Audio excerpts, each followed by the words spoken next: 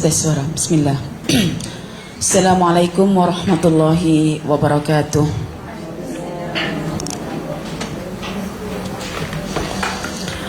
Innal hamdalillah nahmaduhu wa nasta'inuhu wa nastaghfiruh wa na'udzu billahi min syururi anfusina wa min sayyiati a'malina.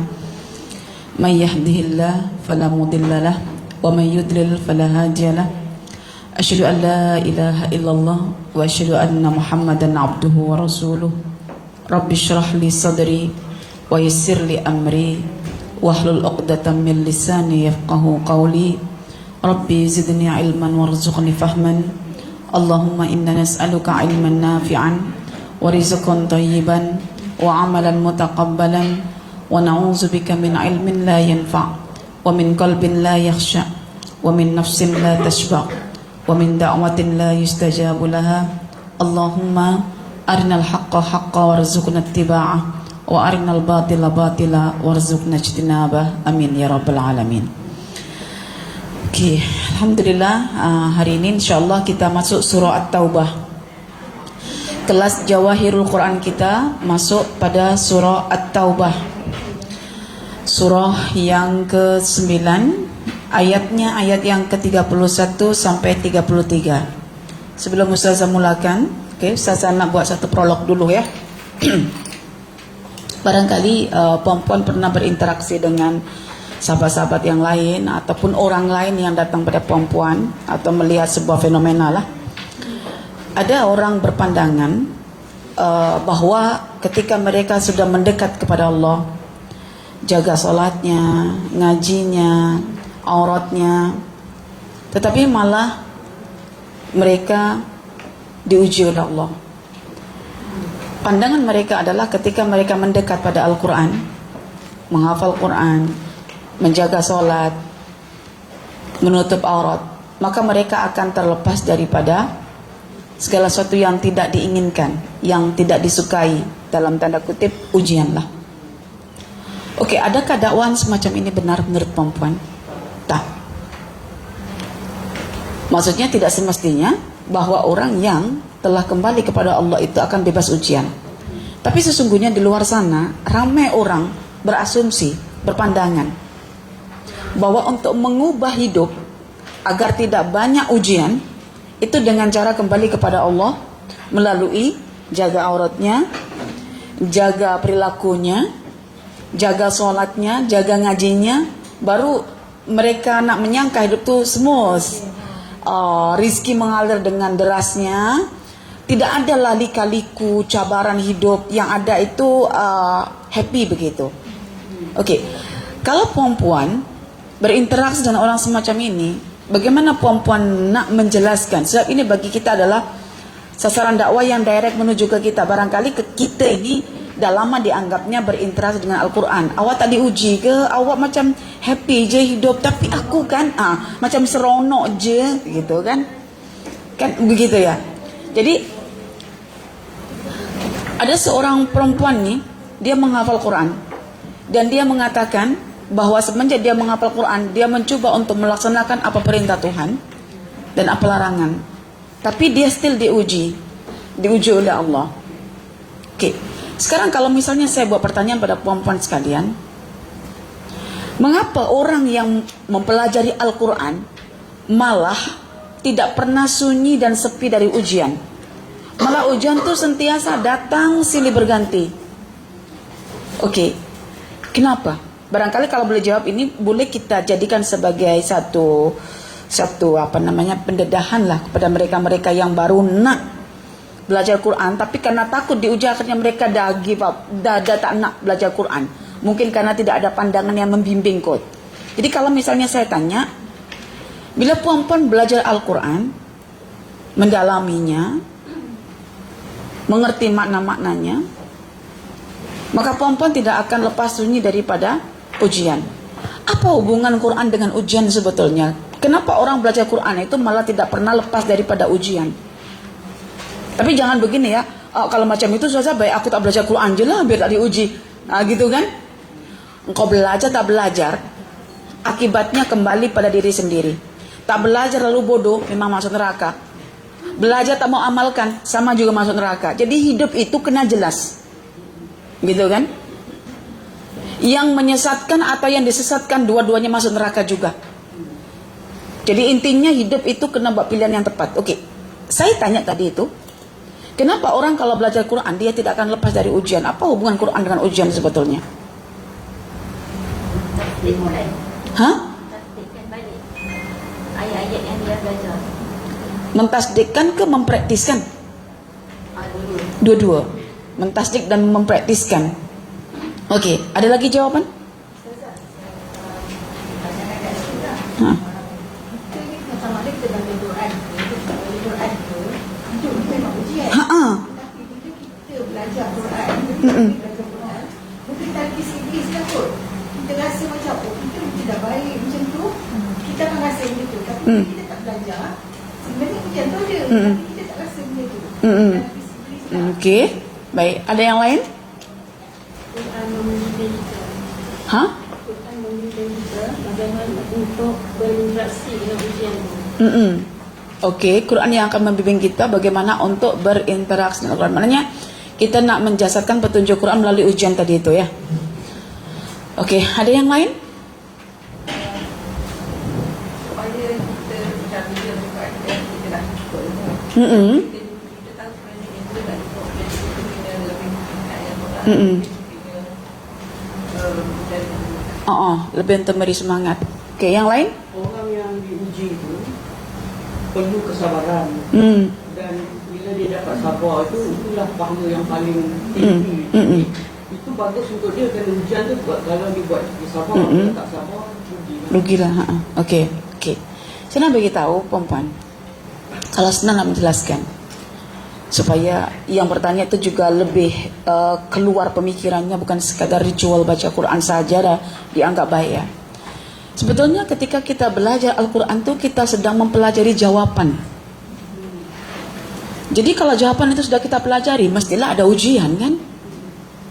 Mananya antara ujian dengan jawaban kena matching. Kalau kita tidak ada jawaban, senang nak jawab ujian.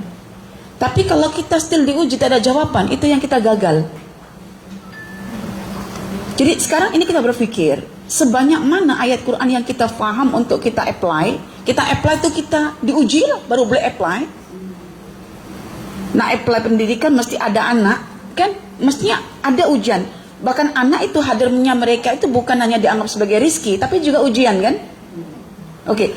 Jadi kalau kita belajar Al-Quran, kita mempelajari jawaban. So ujian itu di sekeliling kita dan kita akan faham itu ujian atau tidak karena kita sudah mempelajari jawaban. Jika ada fenomena begini, oh ini rasanya ujian nih, jawabannya saya tidak ada dah, gitu. Jadi kita akan tahu kegagalan kita dalam menghadapi ujian adalah kurangnya kita memahami Al-Quran. Bukan kurangnya kita membaca Quran, kurangnya kita memahami Al-Quran. Tetapi ramai orang baru mula nak membaca Quran dan menganggap dirinya baik membaca. Lepas tu ketika diuji, dia tak sedar bahawa ujian itu nak menggesa dia untuk belajar kontennya Al-Quran untuk di-apply. Tapi jangan begini, Ustazah, kalau belajar Quran itu belajar jawapan tentang ujian, lebih baik aku tak belajar jawapan biar aku tak diuji. Tetap diuji, tetap akan diuji. Cuma bezanya kalau ada jawapan kita pas, tapi kalau kita tidak ada jawaban kita akan gagal. Jadi tidak semestinya orang kembali kepada Al-Quran lalu dia akan sunyi dari ujian. Justru tidak, semakin banyak jawaban yang dia sediakan, semakin banyak soalan yang diberikan Tuhan. Makanya kalau kita ditanya, siapa orang yang paling banyak ujiannya itu? Nabi. Mengapa? Tempat turunnya wahyu. Kan? Sebanyak mana kita belajar Al-Quran juga akan sebanyak itu kita akan diuji. Tapi kalau belajarnya kita punya orientasi untuk menjawab ujian, itu kita rasa ujiannya banyak. Tapi kalau belajar Quran orientasinya kumpul maklumat, kita tak ada sangkaan itu ujian. Jadi isunya adalah Satu, kita kekurangan ilmu, dan yang kedua kita kekurangan azam untuk apply ilmu itu. Ya, banyak ilmu tapi kita tidak tahu nak apply, itu pun sama. Tetapi kalau kita katakan bahwa pelaksanaan ilmu Quran itu adalah zakat untuk ilmu kita, maka akan terus dibagi ujian supaya zakatnya semakin banyak, dan ilmunya tentu akan diberi oleh Allah semakin banyak. Makanya kalau kita berdoa minta tambahan ilmu kepada siapa? Kepada Allah, supaya nanti ada zakatnya balik. Zakat ilmu itu adalah aplikasinya, bukan penyampaian. Penyampaian ini bukan zakat ilmu. Zakat ilmu kita adalah aplikasinya. Seperti mana kita bekerja cari duit, oke? Lalu ada bahagian untuk orang lain kita keluarkan, kan? Ada ilmu masuk yang kita cari, ada amal yang kita tunjukkan, yang kita keluarkan.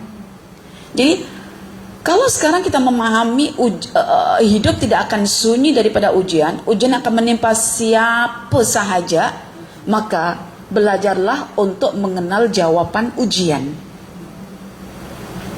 Belajar untuk mengenal jawaban ujian, baru matching antara ujian itu dengan jawaban. Di sini kan ada cikgu sekolah. Adakah cikgu sekolah nak menguji anaknya, misalnya anak sekolahnya, cikgu yang bagus, tanpa diberitahu dulu tentang jawabannya, tentang teksnya?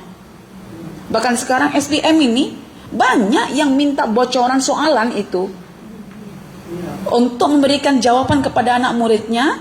Ketika ada exam, anak murid terus boleh jawab. Nah, dapatlah straight A semua, totally A. Karena apa? Sudah belajar tentang jawaban. Dan sekarang kita ini berinteraksi dengan guru kita yang terbaik.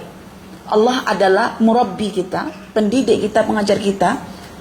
Dia telah membocorkan banyak jawaban-jawaban untuk kita, karena Allah lah yang menguji, Allah yang punya jawaban, Allah yang menguji, kita yang diberi jawaban, kita pula yang diuji oleh Allah Subhanahu wa taala. Okey, baik. Kemudian nanti kalau ada kawan-kawan yang macam itu, sebab saya nampak asumsi mereka memang kembali pada Islam, kembali pada ajaran Al-Quran itu hanya untuk meraih hidup seronok, tetapi mereka kembalinya itu dengan cara parsial.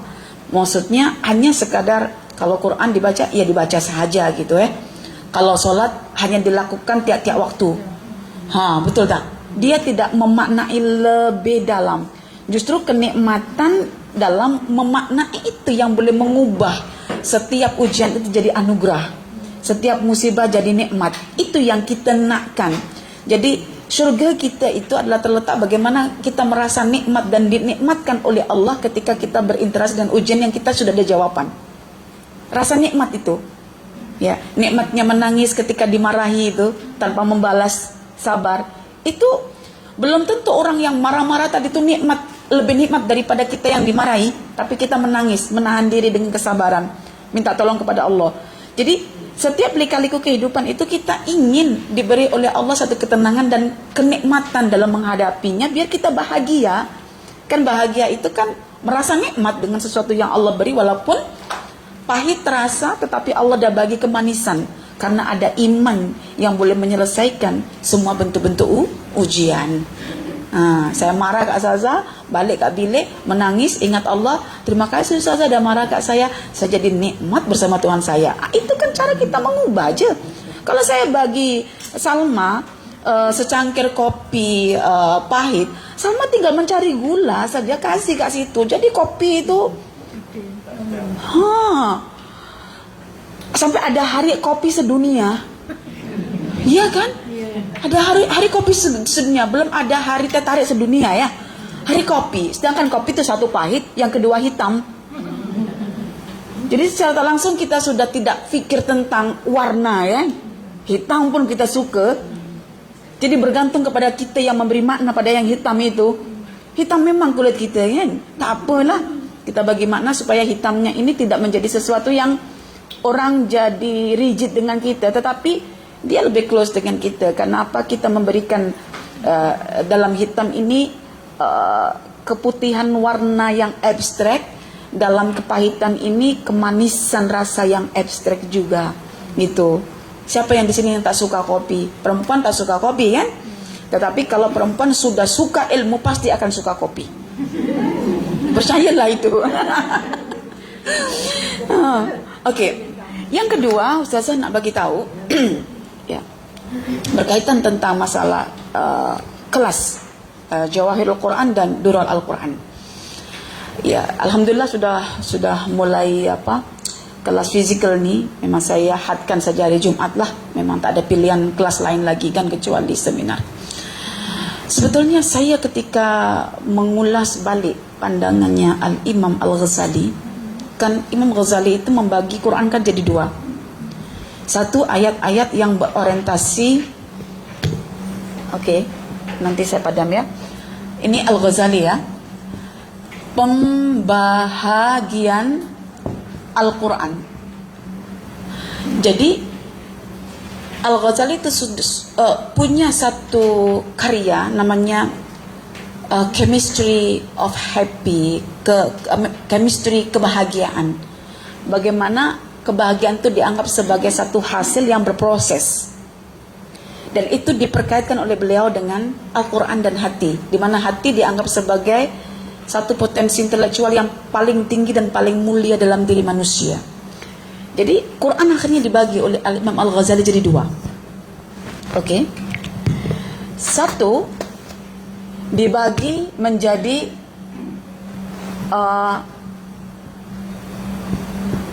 ayat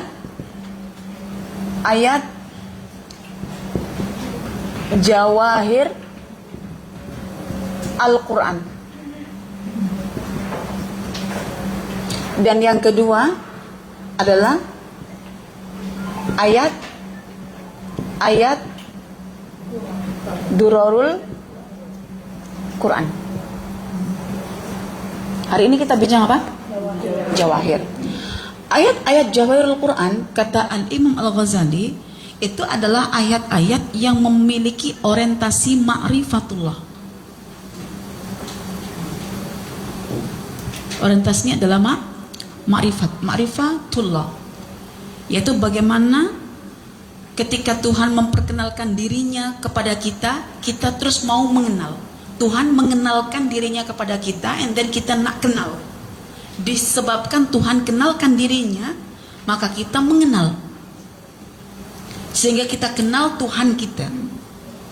Kalau ayat-ayat Durrul Al-Quran itu orientasinya adalah istiqamah, di atas jalan yang lurus. Jadi orientasinya adalah istiqamah di atas jalan yang lurus, yaitu mampu menjalankan perintah-perintah Allah, jatuh bangun dia hadapi dengan lika-likunya, dia istiqamah, tetap berusaha untuk boleh berjalan, dia lalui. Sebab kita semua ini hakikatnya sedang berpulang menuju Allah. Kalau pulang, pastikan kita sampai. Jangan terhenti dekat jalan nanti tak sampai rumah. Pastikan kita risau kalau seandainya kita tak sampai, sedangkan sudah ada yang menunggu di sana. Makanya kita nomor satu kalau pulang dari trip itu, jangan sampai ketinggalan flight, Ustazah. Lebih baik tak makan di jalan. Janji kita sudah selamat masuk dekat airport. Sebab nak balik, dan kita ini nak balik gitu kan. Jadi kena ada istiqamah. Jadi ada istiqamah, ada makrifat. Jadi istiqamah ini lebih banyak kepada pembebanan amal, di mana kita dibebani oleh Allah amal-amal, ya. Lebih kepada pembebanan amal. Inilah yang disebut dengan at-taklif. Kita dibebani banyak amal. Maksudnya Allah kata dekat Quran, okey, fa'fu anhum. Kau kalau nak pulang ke rumah kamu di surga, di jalan ini ada orang yang jahat pada kamu. Caranya supaya kamu boleh pulang, maafkan dia, kamu jalan lagi. Okey, misalnya jumpa lagi di jalan orang menzalimi kamu, mencuri barang kamu. Okey, apa yang kamu buat? Maksudnya jangan sampai terganggu di situ.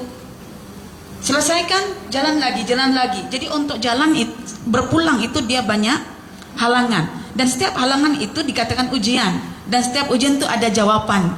Maka jawaban atas semua ujian itulah yang dikatakan dengan petunjuk Al-Quran. Maka Quran dianggap sebagai book of guidance ya. Kan begitu. Jadi tak cukup untuk dibaca. Jadi dibebani. Oke, dibebani oleh Allah. Pembebanan amal itu taklif. Tetapi ketika diberi taklif, beban amal itu kan sukar tuh memaafkan. Kan sukar itu bila jumpa orang susah, kita ada harta, kita beri selepas kita bekerja. Kan susah itu dengan berbagai banyak perintah Tuhan yang kadang-kadang kita, betul gini perintah ini. Cuman susah sangat nak apply. Kan? Karena susah itu, karena ada pengenalan tentang Tuhan. Supaya segala kesusahan itu menjadi mudah, kita serah pada Tuhan. Maka di sini ada istilah pengenalan tentang Tuhan, ya, pengenalan ilmu tentang Tuhan. Ya nanti di sini kita akan istilahkan dengan at-ta'rif. Maka kenal dulu sebelum kita buat sesuatu.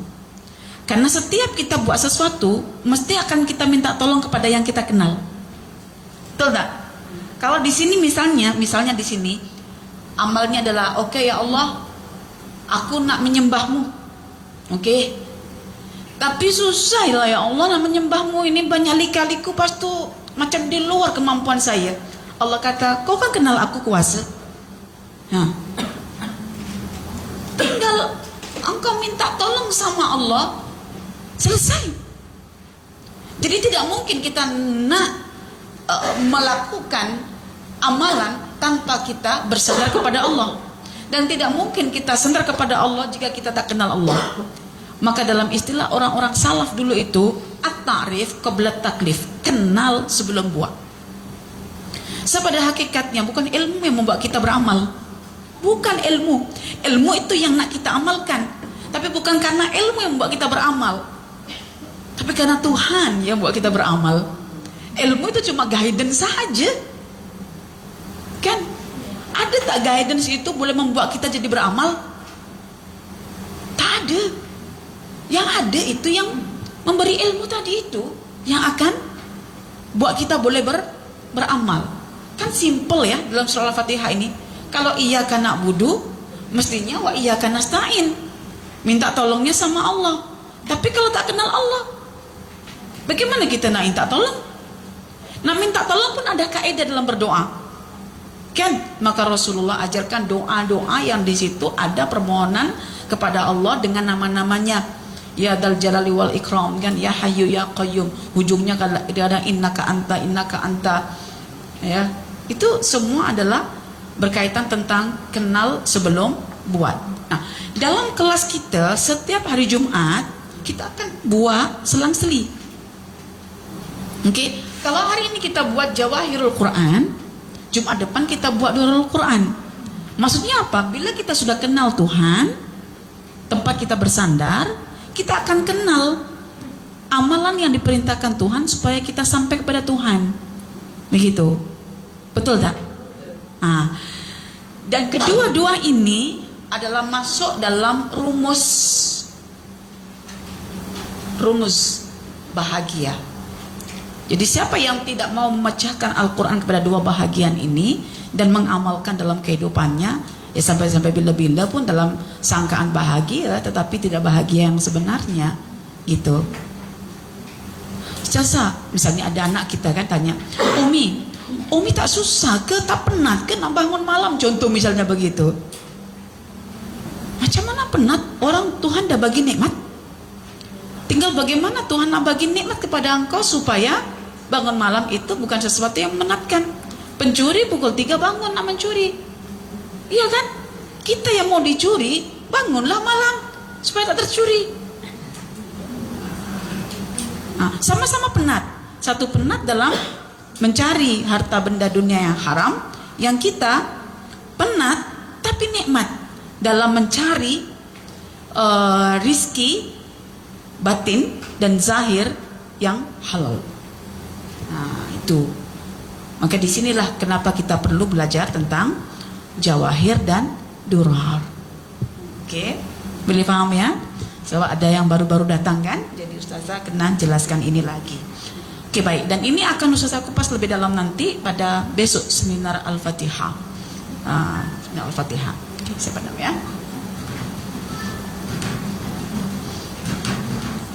Kadang-kadang kalau kita bincang tentang mengenal Allah dalam Quran dan kita sebut bahasa Arabnya makrifat, dan bukan main orang cop kita ini tarekat mana gitu kan. Kita bukan bincang tentang sesuatu yang sifatnya adalah penjenamaan, tapi kita bincang pada poin yang ada dalam Quran itu. Kalau Quran mau sebut istilah itu, kenapa tidak kita sebut kan? Kenapa kita rigid dengan sebutan-sebutan seperti itu? Kan? Dan saya sudah sering kali menunjukkan ayat-ayat yang berkaitan tentang masalah ma'rifat dalam Al-Quran. Ya. Oke, sekarang sila dibuka kitabnya masing-masing. Surah At-Taubah, surah yang ke-9, ayat yang ke-31 dan 33. Saya akan tilawahkan pada sahabat-sahabat sekalian. Lepas itu, sahabat-sahabat semuanya dengar, jangan sampai ada waqr, sumbatan dalam telinga, dan buka hati, jangan sampai tertutup nanti seal. Oke. Dan selepas itu saya akan coba untuk buatkan tafsiran yang simple dan kita go through kepada tafsir dan tadabbur yang lebih spesifik. Bismillahirrahmanirrahim. Buka surah 99. A'udzu billahi minasyaitonir rajim. Bismillahirrahmanirrahim. Ittakhadhu ahbarahum wa ruhbanahum arbaban min dunillahi wal masih ibn Maryam. Wa ma umiru illa liya'budu ilaha wahidan la ilaha illahu subhanahu amma yushrikun. Yuriduna liyutfi'u nurallahi biafwahihim wa ya'ballahu illa ayyutimma nurahu walau karihal kafirun. Huwallazi arsala rasulahu bil huda wa dinil haqqi liyuzhirahu 'ala ad-dini kulli walau karihal musyrikun. Shadaqallahul azim. Ittahadu, mereka golongan Yahudi dan Nasrani ini mengambil dengan menjadikan ahbarahum, alim ulama mereka, waruhbanahum, dan rahib-rahib pendeta mereka, arbaban, sebagai tuhan-tuhan, min dunillah, selain daripada Allah, wal masih ibn Maryam, demikian juga Isa al-Masih dijadikan sebagai Tuhan. Wa ma umiru illa, dan sesungguhnya mereka hanya diperintah, liya'budu ilahan wahidan, untuk menyembah Tuhan yang satu. La ilaha illahu, tidak ada Tuhan melainkan Dia. Subhanahu amma yusyrikun, maha suci Dia dari segala apa yang mereka sekutukan. Yuridun, orang-orang musyrik ini menghendaki, menginginkan, berhasrat, ayyutfi'u nurallahi, memadamkan cahaya Allah, biafwahihim, dengan lisan-lisan mereka, wa ya'ballahu illa ayyutimma nurah, sedangkan Allah enggan, ya, enggan dalam mengiyakan kehendak orang-orang musyrik itu. Sebaliknya Allah ingin dan berkehendak menyempurnakan cahayanya itu. Walau karihal kafirun, walaupun orang-orang kafir begitu tidak suka atau sangat benci dengan keterserahan cahaya Allah. Huwallazi, oleh sebab itulah Allah, alladzi arsala, dialah yang telah mengutus atau mengirimkan rasulahu, yaitu rasulnya, bil huda, dengan membawa petunjuk, wa dinil haq, dan membawa agama yang benar, liyudhhirahu, supaya Allah memenangkannya, ala dini kulli, ke atas semua agama, walau karihal musyrikun, walaupun hal itu sangat dibenci oleh orang-orang musyrik. So kita akan bincang tentang masalah petunjuk, yaitu Al-Quran, tentang agama Islam yang selar dengan fitrah manusia, dan terkhusus adalah berkaitan tentang Allah Al-Murid, Allah yang punya kehendak, dan bagaimana ketika kehendak Allah bertembung dengan kehendak manusia, Maka bagaimana cara Allah untuk mewujudkan kehendaknya? Apakah pakai bim salabim abagedrabra dengan kun fayakun, atau melalui tindakan-tindakan yang kita boleh contoh? How to itu kan? Bagaimana kalau ada orang yang berkehendak nak mematikan cahaya Quran misalnya, dan kita sebagai pengkaji Quran, kita ingin kalau cahaya Quran itu lebih terserlah begitu. Bagaimana cara kita bertindak? Apakah cukup dengan cara berdoa kepada Allah? Ataukah ada tindakan praktis yang dibimbing oleh Allah untuk kita laksanakan dalam mewujudkan kehendak kita yang kita ingin cahaya Quran itu terserlah? Lalu kita akan bincang tentang apa sebetulnya alasan disebalik kehendak orang-orang musyrik ini dalam memadamkan syariat ataupun dalam memadamkan cahaya wahyu itu. Apa yang mereka inginkan sebetulnya? Nah, sebetulnya mereka juga ingin jadi Tuhan, dan mereka ingin melegalkan nafsu mereka sehingga mereka bergaduh dengan Tuhan tuh. Jadi kita akan bincang tentang diri kita juga. Kenapa sampai pada tahap ini misalnya kita sendiri masih belum terlalu suka gitu dengan petunjuk-petunjuk yang ada dalam Quran, yang kalau kita apply, kita akan kehilangan sesuatu yang sangat kita suka gitu. Apakah kita juga ingin sebetulnya menjadi Tuhan yang mengatur diri kita sendiri sehingga kita tak perlu diatur Tuhan? Apakah kita ingin hidup bebas tanpa aturan? Hidup bebas tanpa aturan itu adalah kehidupan yang menciptakan dirinya sendiri, sedangkan kita diciptakan oleh Allah. Bagaimana so kita boleh bebas? Oke, sekarang tidak ada sebetulnya parent yang normal membiarkan anaknya.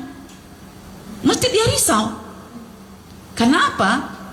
Karena asbab daripada kelahiran anak itu adalah hasrat ibu bapa untuk memiliki anak.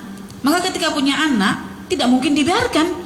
Bahkan kita boleh sakit ketika anak kita sakit, kita boleh menderita karena anak kita menderita, karena itu kita bagi aturan.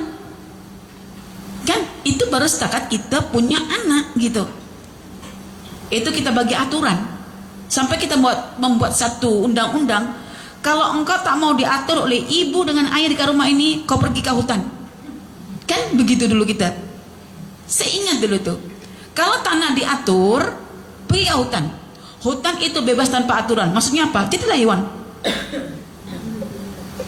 Nah, tapi selagi engkau jadi manusia dan engkau mau menikmati apa yang ada dalam rumah ini, kok kena ikut aturan ibu dan ayah. Itu baru manusia.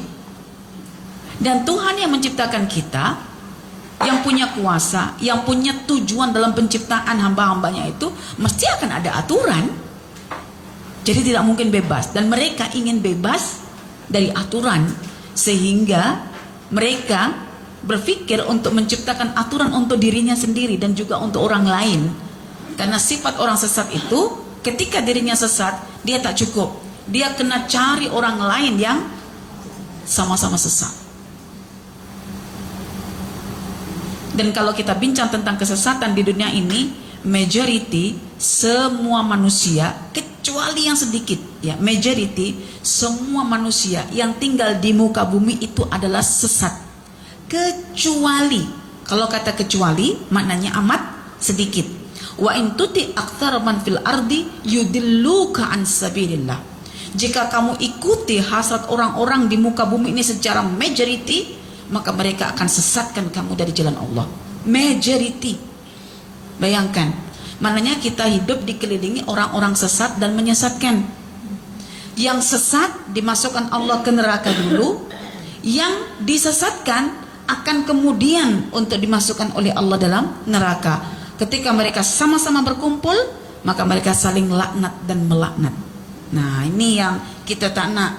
Jadi kata Imam Ibn Ashur, tidak ada uzur ataupun alasan yang dapat diterima oleh Allah. Ya Allah, aku tak tahu dulu dekat dunia. Tidak ada. Karena Allah sudah bekalkan pengetahuan asas dalam diri manusia berupa fitrah. Oke. Sekarang saya bacakan tafsir ayatnya secara ringkas supaya ini boleh membawa kepahaman secara basic sebelum kita masuk ke yang dalam lagi. Oke. 31 tafsirannya, tidak sahaja sesat secara akidah, mereka juga menjadikan orang-orang alim Yahudi dan rahib Nasrani sebagai Tuhan selain Allah, yaitu dengan mematuhi ajaran orang-orang alim dan para rahib itu secara membabi buta. Sekalipun ya membabi buta, hanya babi aja yang buta kalau jalan tuh. Sekalipun mereka menyuruh berbuat maksiat, mengharamkan yang halal dan menghalalkan yang haram sekalipun. So mereka akan follow ya. Dan kaum Nasrani juga menjadikan Al-Masih putra Maryam sebagai Tuhan. Padahal mereka kan hanya disuruh untuk menyembah Tuhan yang Maha Esa. Tidak ada Tuhan selainnya. Maha suci Dia dari apa yang mereka persekutukan, baik menyangkut penyembahan, penciptaan maupun sifat-sifatnya.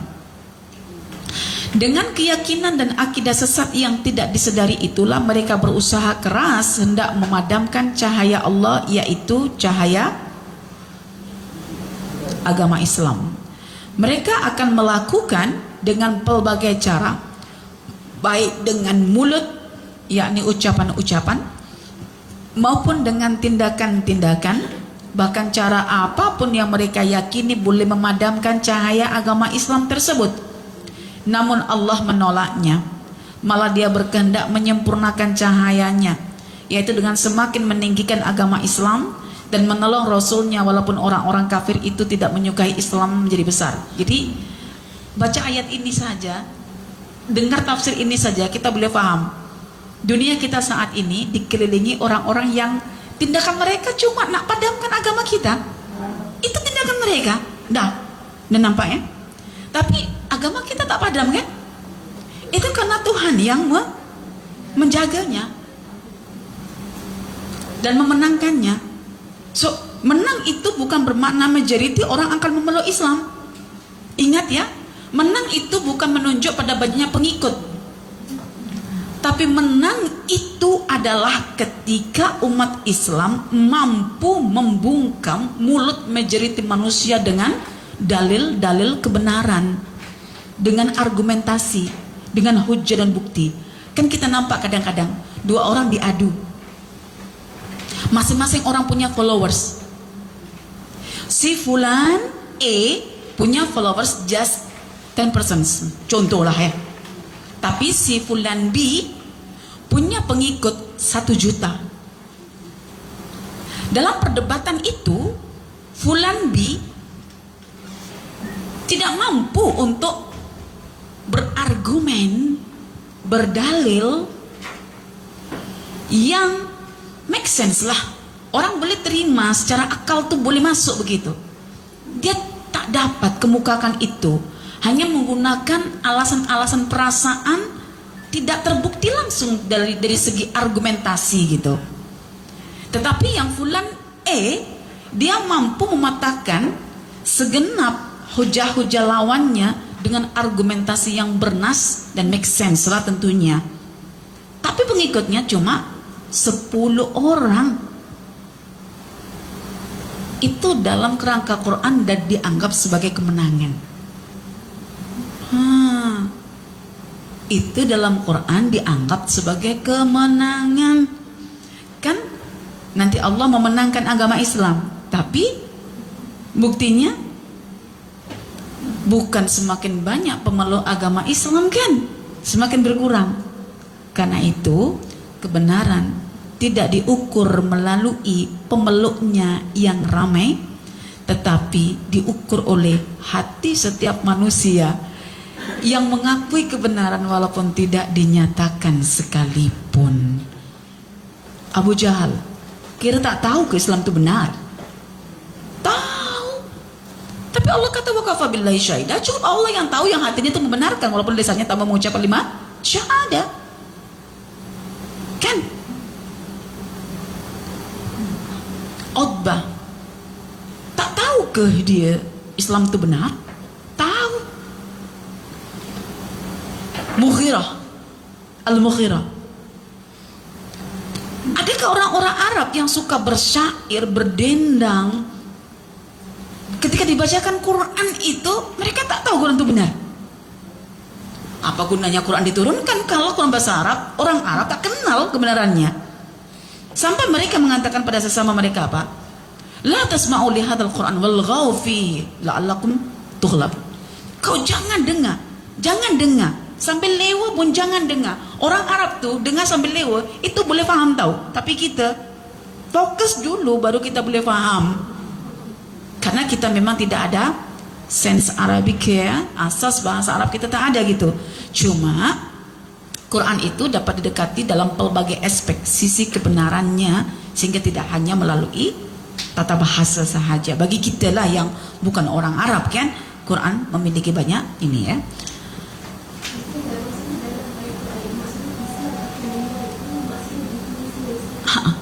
Iya.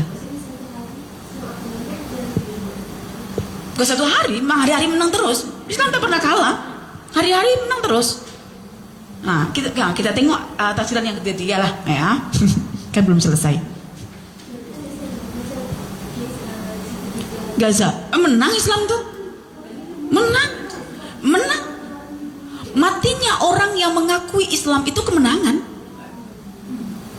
Kita ini kan melihat sesuatu kan menggunakan pandangan mata buta, mata batin yang buta. Kita pikir memang ketika orang-orang Israel membantai orang Yahudi itu, nak memadamkan cahaya Islam itu, tapi yang dipadamkan itu mati syahid dan mati dalam keadaan puas memegang agamanya, itu dianggap sebagai kekalahan. No.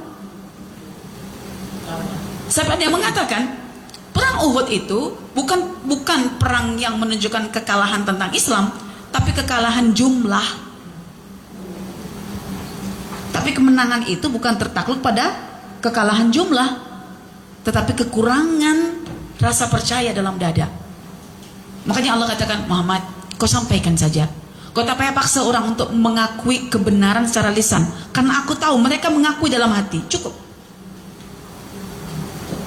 Nah, kalau dikumpul orang-orang putih yang belum masuk Islam itu, mereka tengok fenomena Gaza, mereka mengaku Islam itu benar, tapi belum masuk karena pilihannya masuk Islam itu. Itu hidayah daripada Allah. Oke, tengok tiga. Bukan sahaja dia meninggikan agama Islam, tetapi dia juga yang telah mengutus Rasulnya dengan membawa petunjuk, yakni Al-Quran yang berisi berita-berita yang benar, serta bukti-bukti nyata tentang keesaan Allah dan agama yang benar, yakni sikap keberagamaan yang lurus yang membawa manfaat baik di dunia maupun di akhirat, untuk diunggulkan atas segala agama, baik agama-agama yang lebih dulu ada maupun agama-agama baharu yang diciptakan oleh manusia, walaupun terhadap kenyataan itu orang-orang musyrik tidak menyukai. Oke, saya misalnya contoh ya, Nabi Nuh, berapa pengikut yang dia ada? Oke, Nabi Musa, berapa pengikut dia ada? Ada nabi yang berjalan sendiri tanpa pengikut, kan? Ada Nabi Zakaria. Tidak adanya pengikut di belakang para nabi itu menunjukkan bahwa ajaran itu tidak dimenangkan oleh Allah. Tidak. Karena ternyata rupa-rupanya yang tak mau mengikuti itu membenarkan dalam hati mereka. Jadi intinya adalah pembenaran. Kemudian untuk membedakan diri kita dan mereka, lafazkan di lisan. Ketika dilafazkan dalam bentuk kalimat syahadah, tunaikan tuntutan kalimat syahadah itu apa. Praktiskan. Bila kita sudah praktiskan, baru kita akan ada satu penyampaian. Ya, oke. Jadi 3 ayat itu kalau kita kronologikan begini. Ya. Ayat yang pertama menjelaskan, kronologi yang pertama ya, menjelaskan tentang fakta. Ittakhadu ahbarahum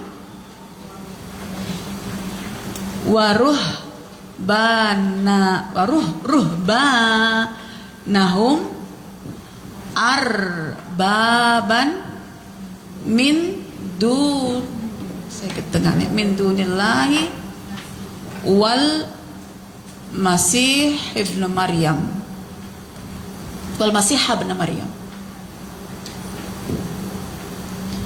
Masalahnya adalah wama umiru illa liya'budu ilahan wahidan la ilaha illahu wahid la ilaha illahu la ilaha illa la ilaha illa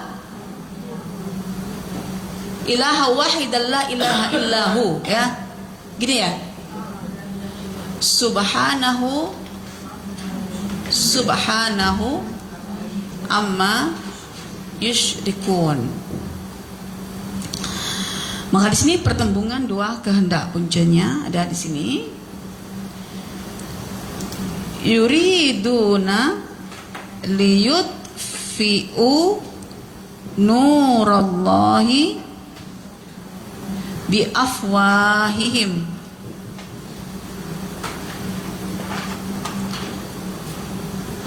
wa ya'ballahu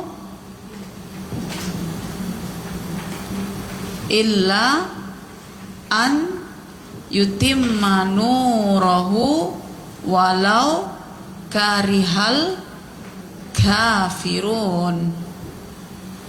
Kemudian di sini kita tengok bila dua kehendak bertembung, kita tengok pada tindakan Allah. Huwallazi arsala rasulahu bil huda wa dinil haqqi liyudhhirahu ala dini kulli walau karihal musyrikun. Oke. Ini bincang sebuah fakta. Dan ini bincang tentang sebuah masalah. Ini punca, ya, tentang punca berupa kehendak manusia. Yang di sini adalah kehendak Tuhan yang saling bertembung, ya. Dan disinilah tindakan Allah ditunjukkan. Kita bincang tentang tindakan Allah, tindakan Tuhan, ya, Al-Ilah sebagai Tuhan, tindakannya apa? Oke, nampak ya? Oke. Di sini nanti kita akan belajar perkara penting, tetapi sebelum kita bincang tentang perkara penting itu, hal yang melandasinya mesti kita tahu tentang masalah.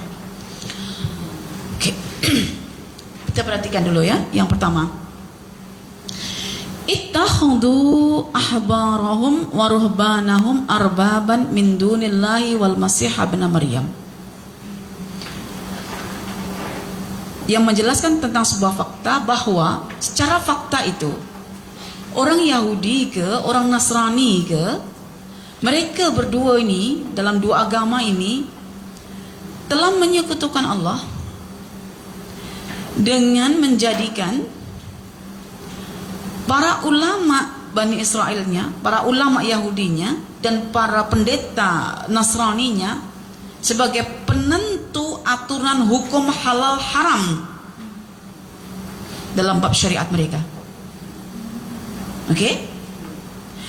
Secara badan mereka, orang-orang Yahudi Nasrani, tidaklah menundukkan penyembahan dengan rukuk sujud di depan ahbar ataupun rohban, tidak. Tetapi setiap kali ahbar ataupun rohban, ya, para pendeta, para alim ulamanya cakap padahal ia B, atau cakap B padahal dalam syariat itu mereka pengikutnya ini follow tanpa sebarang hujah, argumen, dalil, bukti, dan lain sebagainya. Mananya para pengikut Nasrani, agama Nasrani dan agama Yahudi itu ada yang disesatkan oleh puak-puaknya sendiri. Dan ini adalah sebuah fakta. Fakta sejarah akan sentiasa berulang dalam kehidupan manusia. So kalau kita ingin belajar tentang masa depan kita, belajarlah sejarah. Dan belajar sejarah itu belajar dalam Quran sifatnya adalah ibrah. Bagaimana kita berjalan itu untuk melihat, mendapat dan mengerti tentang pelajaran bagi masa depan kita. Karena tindakan Allah itu sama. Kepada para penderhaka Allah akan mengazabnya, kepada para orang-orang, para penaat, penderhaka ada, penaat ada juga ya, maka Allah akan bagi kesudahan yang baik. Tapi Ustazah dulu langsung dibinasakan. Iya, jasad terus dibinasakan. Sekarang mereka yang melanggar aturan Allah dibinasakan kejiwaannya. Jadi hukuman zahir dulu, tapi sekarang hukumannya banyak batin. Karena memang Allah tetap menghukum, tetapi dengan cara yang berbeza. Oke? Jadi ini fakta. Dan bila kita tengok fakta ini, dia merujuk kepada ayat sebelum. Ayat sebelum itu kan, wa qalatil yahudu Uzairun ibnullah wa qalatin nasara al-masih ibnullah. Jadi Yahudi itu menganggap Uzair itu anak Tuhan. Kalau Nasrani menganggap Al-Masih itu anak Tuhan. Kalau Tuhan punya anak, itu namanya Tuhan punya sekutu. Punya sekutu. Kita saja yang punya anak dalam rumah, itu kita sudah anggap bahwa kita itu bekerja sama dengan anak-anak. Nak, tolong bagi kerjasama yang baik dengan ibu ya. Nah, bahkan kita ketika tak punya anak, kita ingin punya anak karena anak itu akan memberi manfaat ke kita, yang akan mengangkat derajat kita, yang akan menyalurkan manfaat dunia ukhrawi ke kita. Itu hanya perlunya anak. Tapi Tuhan kan Al-Ghani, Maha Kaya. Buat apa dia punya anak? Jadi kadang-kadang tak faham tentang Tuhan itu siapa. Ketidakfahaman itu mereka membuat dusta atas sangkaan inhum illa yattabi'una dhanna wa inhum illa yakhrusun. Mereka cuma menyangka-nyangka, ai rasa kan begitu. Lalu mereka membuat dusta, oh benda baik apa salahnya gitu. Karena tidak paham Tuhan itu Al-Ghani, mereka meletakkan apa salahnya nak letak Tuhan itu punya anak gitu. Jadi perkataan apa salahnya itu sebetulnya adalah orang yang hanya berpikir tentang rasa, bukan tentang ilmu. Kalau kita paham, iya Tuhan kan Al-Ghani, yang Maha Kaya, yang tidak memerlukan sedikit pun. Kalau punya anak, bayangkan saya punya anak, mesti saya perlukan anak. Ada seorang ibu datang kepada saya ketika 40 tahun usiaku. Saya Ustazah ketika berbuat baik kepada anak saya tak fikir tahu bahwa ada reward yang Allah akan bagi kat saya berupa anak yang soleh. Kalau saya berbakti pada ibu bapak saya, Allah akan bagi kemudahan untuk mendapat anak soleh. Saya tak pernah fikir anak soleh ke tak soleh terpulang. Yang penting aku jadi parent yang baik, good mom katanya. Tak boleh. Kalau Tuhan sudah mengikat kita berbuat baik itu karena masa depan keturunan kita, ya kita kena ambil benda itu. Itulah ikhlas. Ikhlas mengikat apa yang Allah memang kehendaki. Allah menghendaki keturunan kita baik ketika kita baik pada ibu bapa kita. So kenapa kita tak ambil keturunan yang baik dengan cara seperti itu? Tapi kan Ustazah saya rasakan tak perlulah kita nak buat baik pada parent karena nak dapat anak yang soleh. Oh tak boleh. Kalau Tuhan dah kata begitu, tak boleh. Kita kena buat baik pada parent kita karena ada tujuan jangka panjang, yaitu melahirkan zuriat yang baik-baik. Kalau tidak ada orientasi untuk zuriat yang baik, so kenapa ada parenting? Kenapa sibuk ada pendidikan? Ya lebih baik tak payah sekolah dengan anak. Gitu kan? Nah, jadi ketika dia rasa, oke, saya salah faham Ustazah, saya fikir orang ikhlas itu orang yang tidak perlu mengharap apa-apa daripada Allah. Memang kau ni Maha Kaya ke tak perlu mengharap apa-apa daripada Allah? Saya gitu. Kau ni fakir, saya kata. Kita ni fakir. Lepas itu katanya kalau ikhlas tak perlu mengharap apa-apa daripada Allah. Memang Tuhan ke kita tak perlu mengharap nih? Kita disuruh salat karena kita mengharap. Dan kita takut neraka, berharap masuk surga. Tak perlulah Ustazah mengharap surga dan tak ikhlas. Kau ni belajar dari mana, saya kata. Ustaz kata macam itu. Kalau ikhlas tu sudah tak perlu fikir tentang surga. Kalau begitu kau delete semua ayat-ayat tentang surga itu. Kau delete semua, tak perlu masuk surga. Hatta Tuhan tak ciptakan surga pun saya tetap akan beribadah. Hatta Tuhan tak ciptakan surga pun kau tetap beribadah. Masalahnya Tuhan secara fakta dan menciptakan surga macam mana hatta tidak pun. Nah, jadi ketika kita tahu antumul fuqara, kamu manusia fakir, Tuhan itu kaya, kita kena mendudukkan diri kita selama-lamanya kita adalah fakir. Dan ketika kita fakir, kita berharap kepada yang kaya.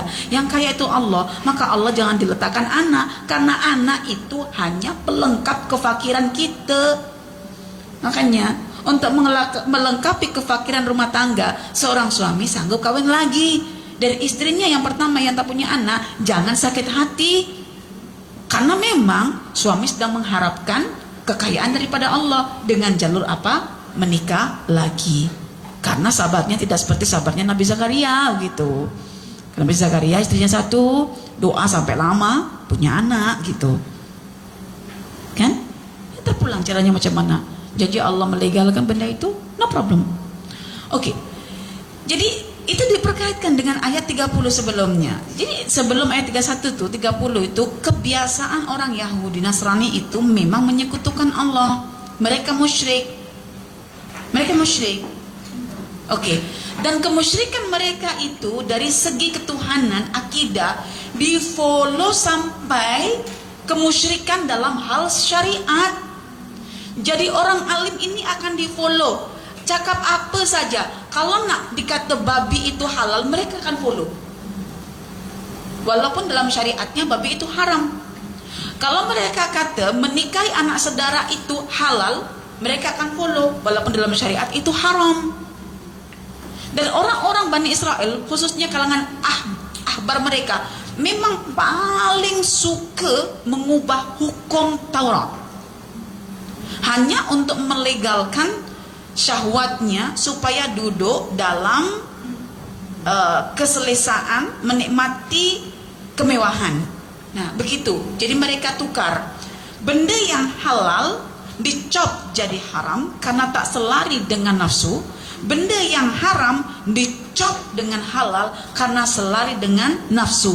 So kita nampak hari ini juga ada kategori ulama su yang mampu menjual agama mereka, yang menunggang agama untuk memberikan cop-cop yang patutnya itu haram jadi halal, yang halal jadi haram gitu. Jadi kita kena berhati-hati dalam hal ini. Wa in tuti aksara man fil ardi yudilluka an sabilillah. Jika kamu nak ikuti kebanyakan manusia di dunia ini, mereka hanya menyesatkan kamu itu saja. Nanti yang menyesatkan masuk neraka dulu, yang disesatkan kemudian akan masuk, lalu saling melaknat dan meminta digandakan hukuman di neraka nanti. Oke. Ini ahbar dari kata Hebron, ulamanya Bani Israel. Kalau ahbar itu rujuknya Yahudi, ya. Karena itu Yahudi mereka ahli ilmu, tapi ilmu tidak boleh membuatkan mereka jadi pengamalnya. Mereka hanya bangga dengan keilmuan yang mereka ada. Orang Yahudi itu paling suka menggelar diri mereka sebagai alim ulama, tetapi mereka tak mampu untuk buat apa yang diilmui karena terjerat oleh nafsu. Oke. Kalau ruhban, rahib, pernah dengar kata rahib itu? Ya, ruhbanun itu adalah pendeta-pendetanya orang Nasrani. Jadi pendeta itu dianggap orang suci yang mereka boleh mengeluarkan hukum walaupun bercanggah sekalipun dengan kitab mereka. Jadi dalam aturan syariat hukum halal haram, mereka orang-orang Yahudi Nasrani mengikuti puak-puak mereka. Ya, mengikuti puak-puak mereka. Jadi secara penyembahan mereka tidak menyembah macam menghadirkan ritual di depan mereka. No, tetapi perkataan para ruhban dan juga para ahbar ini di follow. di follow tanpa ada siasatan, tanpa ada pemikiran, tanpa ada rujukan. Maka kalau dalam ilmu hadis itu kan ada kata begini, laulal isnadu laqala man syaa ma syaa. Kalau bukan karena sanad-sanad perawi, setiap orang akan berkata apa yang dia nak kata.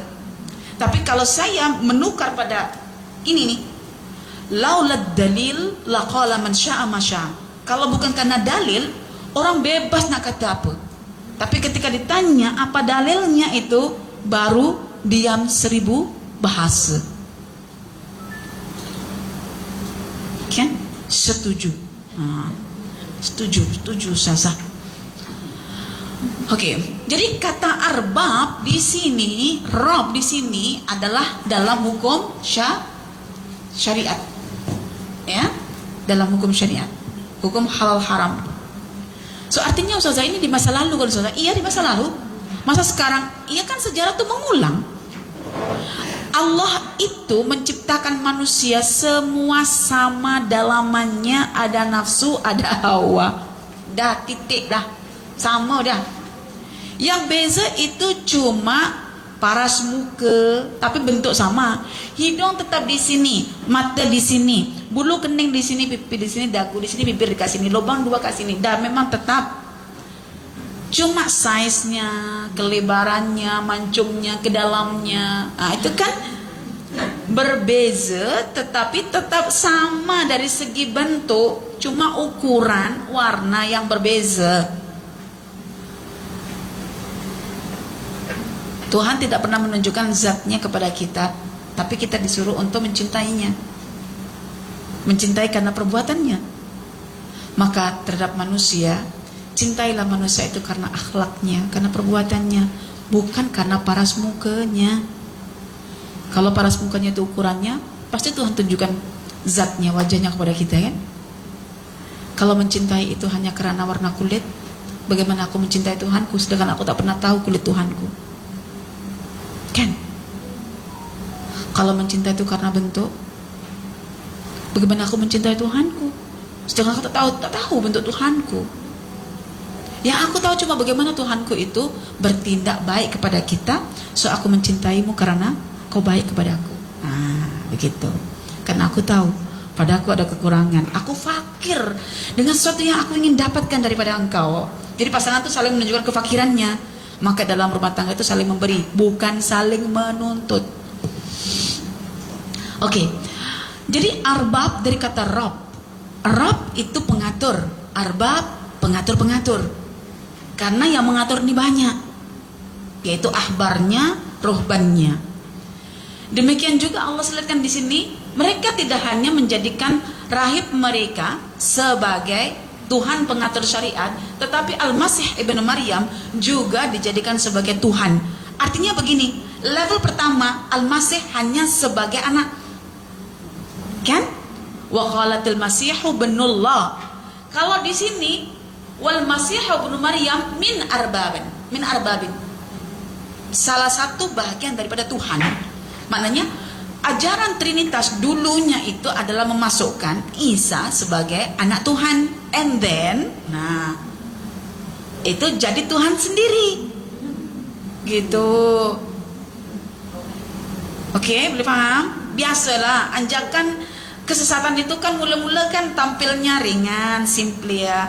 Oke, baru nanti tidak terasa dan dibawa kepada satu benda yang paling besar. Maka di sini disebut wal Masih ibnu Maryam. Artinya orang Yahudi belum lagi menjadikan Uzair sebagai Tuhan, tetapi Nasrani sudah melampau menjadikan Isa sebagai Tuhan. Karena itu orang Nasrani itu gelarannya adalah ad-dhalin, orang sesat. Tapi kalau orang-orang Yahudi al-maghdub, yang dimurkai, dia ada ilmu tapi tak boleh nak follow ilmunya itu. Nah, kalau ini memang ilmu tak ada, jadi sesatnya melampau itu wajar lah gitu. Nah, jadi menjadikan Al-Masih sebagai Tuhan, bukan lagi sebagai anak Tuhan. So ada anjakan begitu dalam ketersesatan. Oke. So ini kan fakta sebetulnya. Menuhankan manusia itu fakta dalam aturan syariat ke, dalam hukum ketuhanan ke, ini sebuah fakta. Syirik itu fakta. Itu. maka timbul masalah. Masalahnya apa? Masalahnya itu sebetulnya mereka itu disuruh untuk menyembah Tuhan yang satu. Itu masalah bagi mereka. Menyembah Tuhan yang satu itu masalah, tidak mudah. Jangan mereka, kita pun macam itu. Bila kita sudah kerja penat, tak dihargai, kita sedih. Kau tak nampak ke bersih semua, kau tak nampak ke dapur kemas semua, kau tak nampak ke baju terlipat semua, kau tak nampak ke hasil sidai yang sudah tersusun semuanya, kau tak nampak ke sampai aku belum sempat mandi. Kau dah marah aku, kau ni buat apa tak mandi-mandi? Saya dah balik belum mandi. Ih, geramnya Ustazah, gitu contohlah kan. Kan? Betul tak? Kepahitan yang paling dalam dirasa oleh manusia adalah ketika dia berharap pada manusia tapi manusia tidak memberikan harapan itu. Suami juga begitu. Baru masuk rumah dimarahi sama istrinya, kau ni lambat sangat bekerja, balik masih lama gitu. Kata suami, aku dah penat dah. Sampai akhirnya suami punya kebiasaan sebelum masuk rumah dia lama dekat kereta. Untuk apa? Untuk boleh karena tahu masuk rumah pasti tidak dihargai oleh istrinya, pasti dimarahi begitu kan. Jadi dia selesaikan keinginan dia main game ke dekat kereta, dia tengok media sosial dulu dekat kereta, dia tengok Netflix dulu dekat kereta. Pokoknya dia happy dulu sebelum masuk akan dimarahi oleh istri begitu kan. Jadi suami mengharap istrinya respect ke dia, menghormati pekerjaan dia. Yang istri juga berharap suami akan respect dan menghormati pekerjaan di rumah. Kan masing-masing dah bekerja itu, tapi masing-masing kan masih berharap pujian manusia.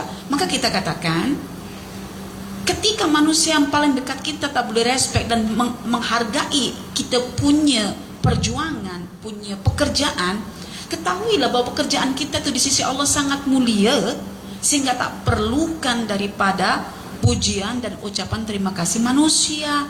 Maka Allah membesarkan pahala kita karena sayang kita. Allah mengajarkan kita ikhlas. Akhirnya pulang-pulang kita bukan ingin jadi hero untuk istri kita, balik-balik susun pakaian semuanya, kemaskan masakan semuanya, bukan nak jadi pahlawan tanpa jasa dalam rumah kita, tetapi semuanya murni karena Allah. Kata Ali bin Abi Thalib, sesuatu yang paling menyakitkanku adalah ketika aku berharap pada manusia namun tak mendapatkannya. Karena itu adalah syirik, itu riya.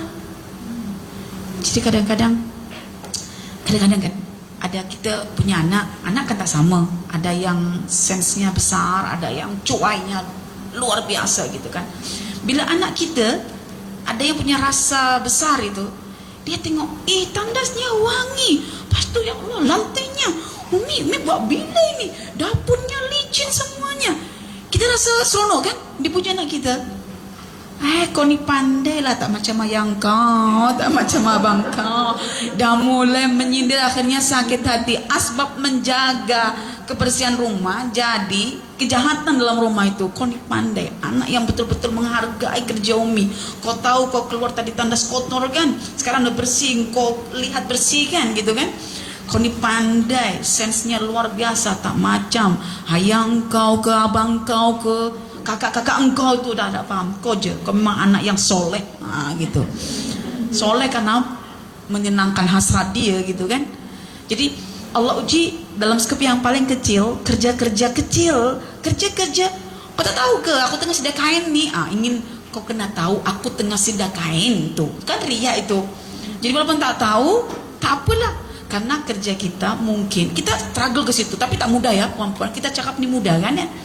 Tapi didik hati kita, aku tak perlu pujian manusia, aku tak perlu senang manusia, orang tak nampak kerja aku pun tak apa, aku nak jadi akar sebagaimana akar tak pernah kelihatan tapi buahnya menjuntai banyak, aku nak jadi akar. Wah, inilah begitulah. Tapi kan tidak mudah. Hari pertama gagal, kedua gagal, tiga gagal, seminggu gagal, sebulan gagal, ujung-ujungnya apa? Dah tua baru boleh berjaya. Itu baru sekadar nak menyembah Tuhan satu saja dalam skop yang kecil ya. Ini skop yang besar, Tuhan yang sifatnya adalah ketuhanan gitu ya. Jadi ini bagi kita itu masalah Ustazah, struggle Ustazah. Na'budu ilahan wahidan, itu ya Allah Ustazah, bukan senang. Ya paham semua kan tak senang. So mereka ini sebetulnya diperintah Allah kan hanya Maksudnya hanya itu cuma menyembah Tuhan yang satu, yang tidak ada Tuhan kecuali Tuhan yang satu, maka Allah disucikan dari sebarang penyekutuan itu. Nah, ini masalah dalam diri kita, masalah dalam diri mereka, tidak mudah. Maka terjadi fakta di sini nih. Jadi ketika ada fakta, mesti ada masalah. Oke, faktanya sekian, mereka menuhankan Tuhan yang lain. Masalahnya apa? Disuruh tuhankan yang satu itu susah. Macam kelas 40 tahun usiaku, ada fakta, ada masalah. Faktanya ibu mengandungkan, ayah membesarkan. Masalahnya apa? Umur 40 tahun dituntut untuk bakti, sedangkan aku tengah sibuk-sibuknya Ustazah. Kan jadi masalah. Hasratku nak bebas begini begitu, tetapi aturan Tuhanku kena sembah Tuhan yang satu, susah kan? Susah. Kalau menyembah Tuhan yang satu itu mudah, rumah tangga memang akan harmoni. Dia akan hanya mengikuti apa kata suami saja. Maka kita kan masih ikut kata anak, ikut kata emak, ikut kata saudara, ikut kata sahabat kan. Tapi masalahnya kan ya manusia kan banyak kekurangan, kita perlu kita taati total. Kalau dia salah, ya jangan follow. Kalau dia salah, kita tahu salah, kita follow, kita masuk neraka juga. Cuma levelnya itu kemudian gitu. Nah, tapi kalau Tuhan sudah kita kenali, kan hakim, alim, sami, basir, semuanya elok kan. Jadi taat buta itu pun selepas dah kenal, pas tu tak apalah Ustazah, aku tak tahu hikmahnya pun, aku percaya sama Allah. Ini kan sudah percaya buta. Selepas dia nak mempercaya Allah itu begitu celik. Tapi ketika cinta kepada Allah, cinta itulah yang membutakan. Maka kenapa ketika kita menyembah Allah perlu cinta? Supaya kita buta. Blind, love is blind katanya kan. Cinta itu buta. Sudah tidak dipikir lagi secara rasionya. Okelah, kalau Tuhan memang menyuruh mengusap slipper, sepatu, khauf ketika dalam perjalanan, walaupun yang buang angin tuh gak sini, yang diusap di bawah, itu kan love is blind tuh, tidak ikut aturan Tuhan. Kata Ali bin Abi Thalib, semua agama awalnya dimasuki karena rasional, tapi ketika sudah masuk irrasional, kita tak boleh lagi nak merasionalkan semuanya. Lalu beliau memberikan contoh dalam safar. Orang ketika ambil wudhu tak perlu buka kasut ataupun jorobnya, stokinnya. Cuma mashul khuf, cuma usap saja. Tapi kan yang keluar gasnya kan belakang itu kan, dubur. Cuma kenapa kaki pula yang diusap gitu kan? Itu yang irrasionalnya syariat. Lagilah kan susah dibuka itu. Iya susah pun susah, tapi kenapa pasti kaki yang diusap gitu kan? Bukan diusap belakangnya, gitu kan? Usap beginilah, ada baunya kan? Usap begini. Itu dalam ilmu ma'rifat ya. Ketika kenal Tuhan, kita ada cinta. Cinta itu yang membuat kita jadi buta. Maka mencintai Tuhan itu akhirnya menjadi buta. Ketika mereka hanya disuruh untuk menyembah Tuhan yang satu, mereka sudah kena membuktikan bahwa Tuhan itu cuma satu. Kita ketika disuruh untuk menyembah Tuhan yang satu, tak boleh menyembah Tuhan yang lain selain, mestinya Tuhan-Tuhan yang dianggap ya, selain Allah. Itu kita kena buktikan memang Tuhan itu satu. Dan kita sudah buktikan. Ketika kita menuhankan selain Allah dalam rumah tangga kita, kita misalnya inginkan dia, ini cakap ini, tak pernah terjadi kan? Maksudnya Allah tegur, ini bukan Tuhan kamu. Makanya dia tidak pernah tahu tentang kehendak kamu. Hanya aku, kata Allah, yang tahu kehendak kamu. Maka mintalah kepadaku, mohonlah kepadaku. Jadi kita ditegur banyak kali oleh Tuhan supaya kita mengesahkan Tuhan dalam hal penyembahan. Tetapi kita tak boleh membaca mesej Tuhan itu bahwa ketika kita tidak mendapatkan harapan kita terwujud pada orang lain, itu hakikatnya Tuhan sedang kata kat kita, itu bukan Tuhan, makanya dia tak tahu. Sifat Tuhan itu kalau kita buat baik sikit, dilipat gandakan. Itu kan asyakur. Kita dah buat hampir mati dekat rumah, dianggap kita perempuan tidur aja kat rumah gitu. Bang, kau ingat aku tidur kat rumah ke bang?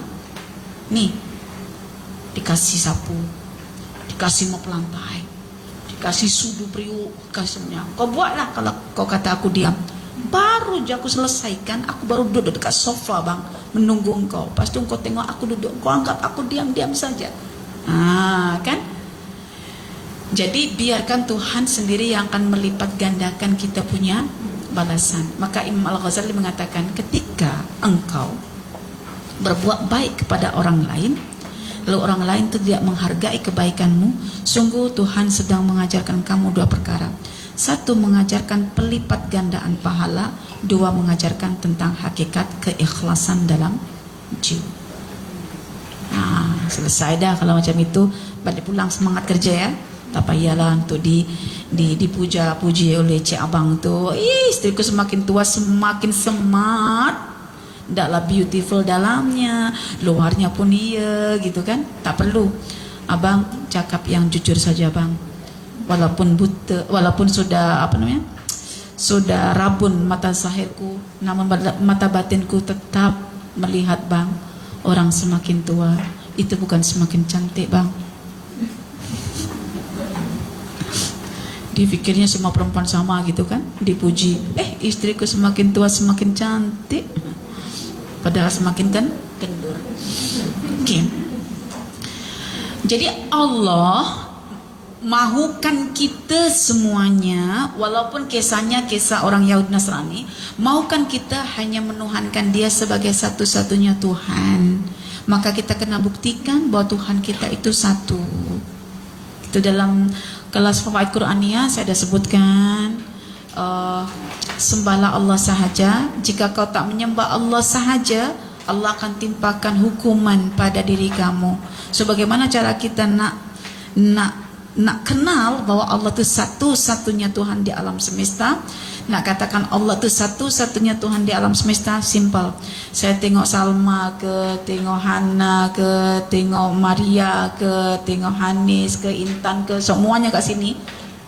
Ustazah kalau sudah hafal nama ingat ya.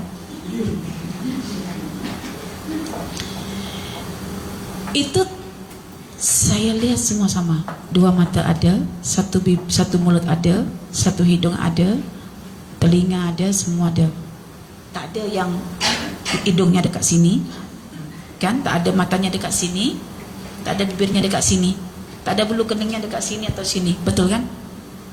Itu namanya Tuhan satu ke banyak? Satu. Kalau Tuhannya banyak, kan Tuhan itu mesti ada kehendak, mesti ada kuasa. Mustahil kan semua Tuhan punya kehendak dan kuasa sama. Macam mana semua Tuhan punya kehendak sama, punya kuasa sama? Akhirnya kita tak tahu ini kehendak Tuhan yang mana satu. Akhirnya mereka join kehendak, join kuasa gitu kan. Kalau Tuhan tu banyak, dalam tempo sekejap saja kalau Tuhan tu banyak, saya nampak tadinya Hanis ni cantik berubah jadi monster tahu nanti. Sebab apa? Hidungnya akan pindah dekat sini. Itu kalau Tuhan yang kedua punya kehendak, punya kuasa. Tentu dia tak sama. Tuhan kan, aku tak nak lah macam Tuhan yang satu itu, susun macam ini. So akan diatur. Makanya pemimpin itu kalau tidak sama pemikirannya, dia akan mengatur dengan cara berbeza. Yang objeknya rakyat akan pening dengan aturan itu. Betul tak? Tapi kalau pemimpin itu satu rujukannya, wahyu Allah. Kita tidak akan dibuat kacau tentunya. Jadi tadi ini Hanis yang cantik begini. Tiba-tiba kita nampak, kata Tuhan satu, aku tak nak dia ada mata, dibuang matanya satu, tinggal satu. Lama, kan? Okey, sekarang ini kan siang. Tanya sekejap dah malam, alam malam, suamiku macam mana? Kena pulang rushing, sampai rumah bertukar siang, alah siang balik lagi. Jadi disco nanti itu alam ni, itu bukti Tuhan itu. Sekarang ini bukti Tuhan itu satu. Makanya stable. Matahari terbitnya pagi, berganja, nanti tenggelam. Bila tenggelam, diterima lagi cahayanya oleh bulan. Bulan menyerlakan cahaya di malam hari. Nanti datang pagi lagi. Begitu terus. Pernah berubah? Tak pernah kan? Tak pernah. Karena Tuhan itu satu. Maka saya yakin Salma akan tetap seperti ini. Hidungnya selagi tidak oplas, operasi plastik, tetap akan seperti ini. Dan alhamdulillah semuanya tetap dalam keadaan sama. Kalau Tuhannya ramai, banyak kuasa juga, banyak kehendak juga, Saya tengok mungkin macam puzzle tengah tersusun gitu. Tuhan satunya begini, Tuhan keduanya begini. Jadi saya tengok itu tak stable. Muka ini kenapa jadi begini? Kita gini-gini pun kenapa begini? Pas itu kehendaknya bukan semua manusia, dipilih orang tertentu saja. Aduh, lagi-lagi kita pening kan? So itu menunjukkan bahwasanya Tuhan itu satu. Dari dulu manusia punya rasa, ada sense, gak ada long. So itu juga Tuhan satu. Mungkin ada Tuhan kata tak perlu bagi sense lah, tak perlu bagi jiwa, tak perlu bagi hati. Gimana? Semua manusia ada hati lah. Itu kan manusia cakap begitu. Karena Tuhannya sah.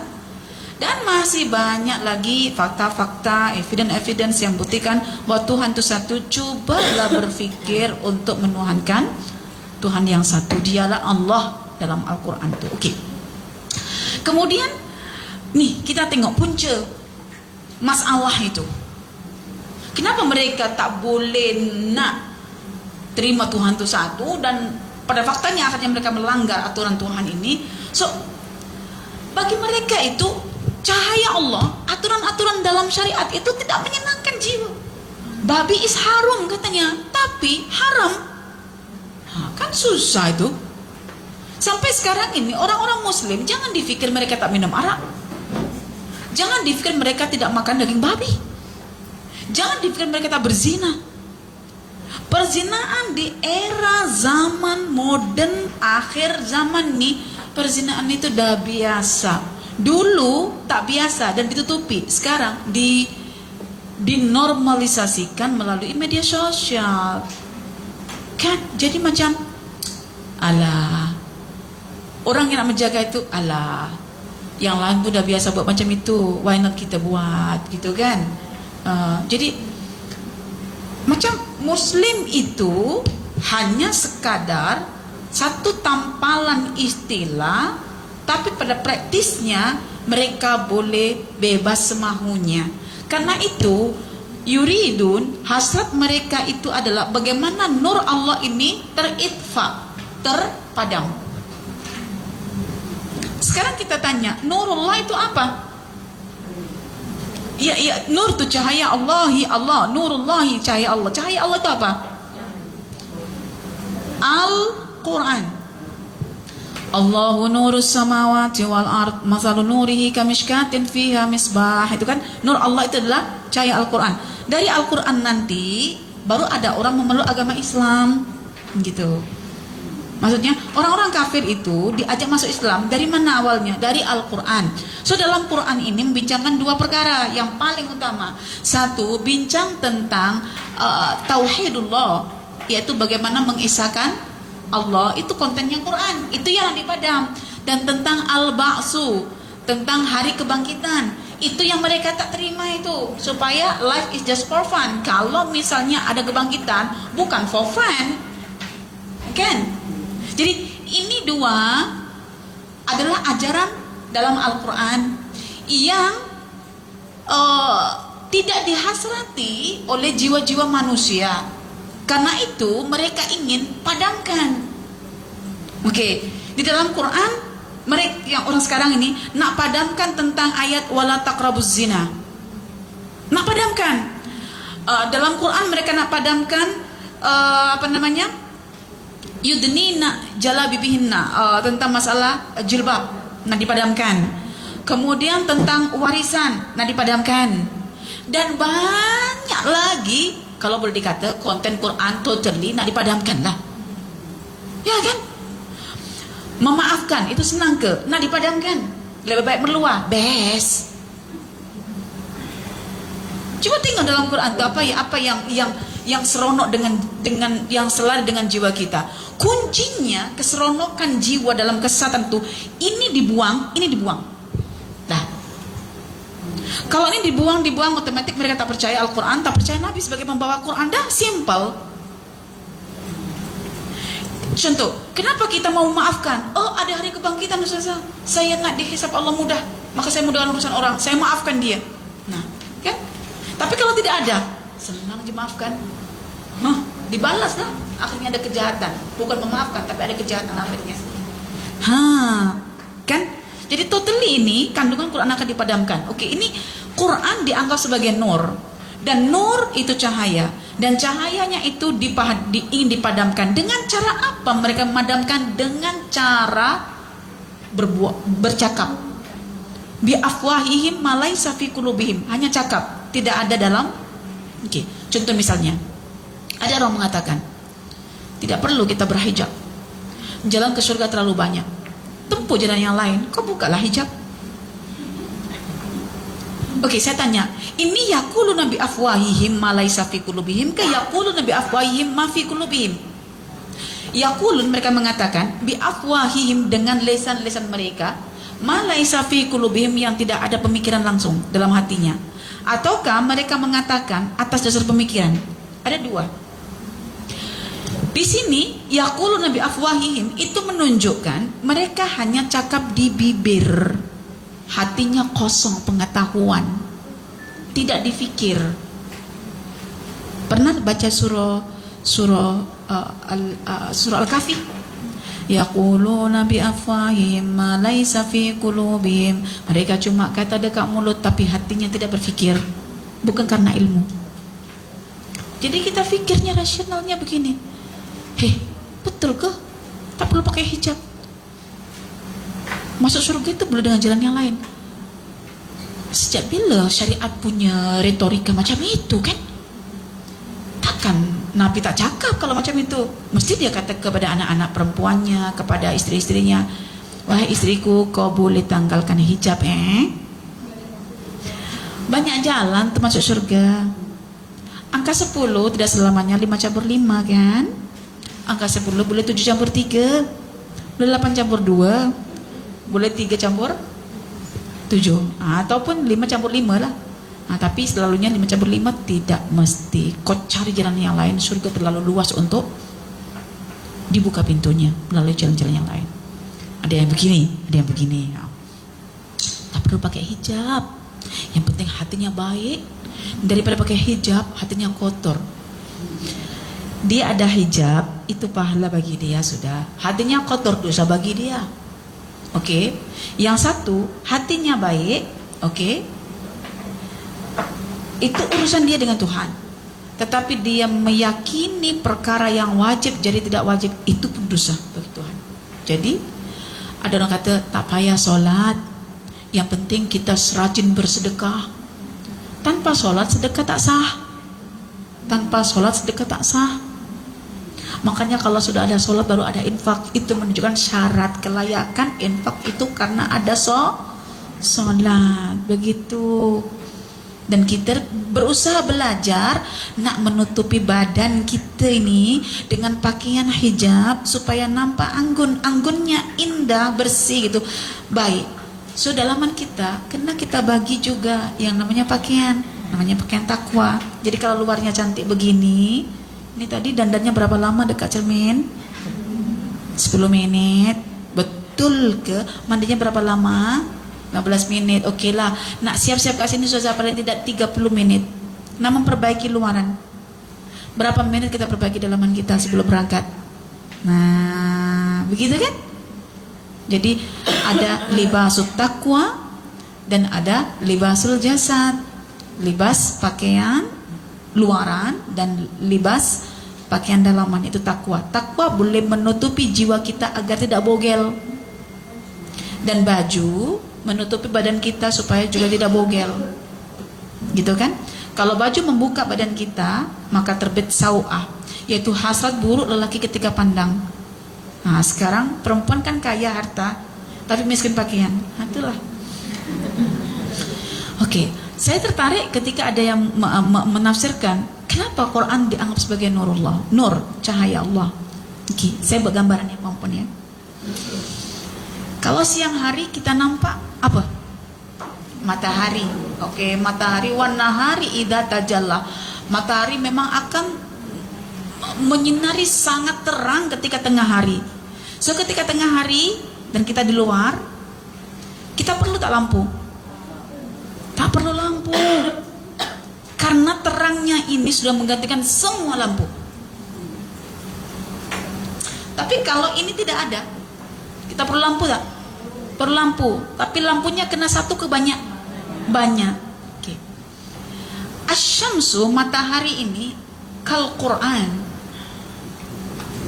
Cahaya Quran itu terlalu menyerlah tajam sampai tak perlukan kita cahaya-cahaya yang lain tuh.